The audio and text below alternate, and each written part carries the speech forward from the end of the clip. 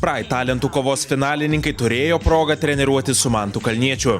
Žymus sportininkas dalinosi krepšinio paslaptimis su jaunaisiais talentais, kurie ruošiasi finišo tiesėjai.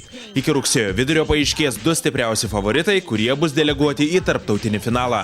Sėkmės atveju olimpiniai čempionai Kobe Bryantas ir LeBronas Jamesas specialiuose NBA žvaigždžių dienos varžybose Hjustone turės laužyti liežuvis stengdamiesi ištarti lietuviškus vardus. Kaip treniruotė pradėjo įdomiai, matėsi, kad kai kurie krepšininkai pirmą kartą tokiam gal ir renginį ir išsigando gal ir kameros, ir šiaip gal buvo nejaukų ir neparodė gal visko, ką galėtų parodyti, bet nežinau, manau, kad tikslas svarbu, kad žmonės stengiasi, atvažiavo, bandė parodyti, ką moka, o kaip bus jau ten, nežinau, žiūrėsim, kaip jie ten išrinks viskas ar ne. Treniruotė su Mantu Kalniečiu metu geriausi finalininkų judesiai nufilmuoti specialiems videoreportažams, iš kurių krepšinio aistruoliai ir komisija rinks laimingą dvejetą.